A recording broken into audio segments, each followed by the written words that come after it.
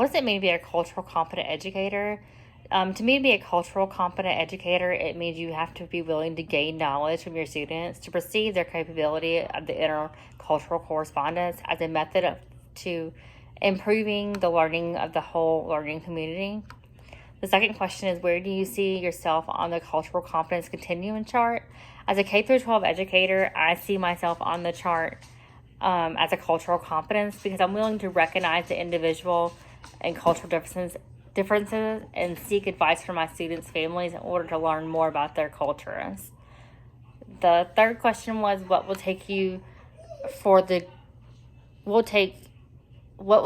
for you to get the next step or to deepen your cultural competence? Express your enthusiasm for the authentic foundation of your students.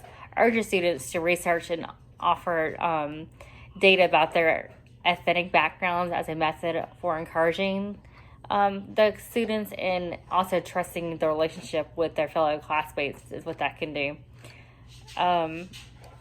Divert your role in the classroom as an educator to a facilitator. Sometimes it helps to be a facilitator in the classroom to manage your classroom versus just the educator. Keep a strict level of sensitivity of language concerns. Use materials that is in the students' dialects. At the same time, urge your students to master the English language. Have a high performance expectations for your students. Teach strategies for self-testing. This way they can do self-checks on their work and see if they're advancing. Keep up an inclusive educational plan that respects diversity in the classroom, which makes sure all students are included in all aspects of schools. The next question is, what are some specific research reading tools, resources, or training you might use to further your cultural competence as an educator? I found the tool, the National Education Associates Diversity Toolkit, available at www.nea.org/tools/diversity-toolkit. The NEA developed a toolkit for educators on how to become cultural competent to teach diverse learners.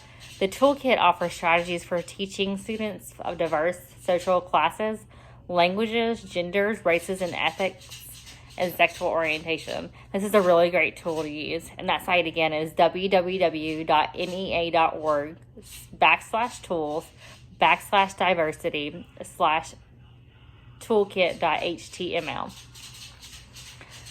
The last question is, how will you ensure you are respecting students as individuals with differing personal backgrounds that do not align with your spiritual beliefs or moral views?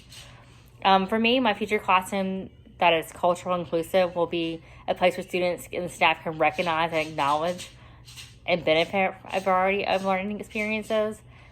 By having an exclusive learning environment, it will encourage students and teachers to create intercultural abilities.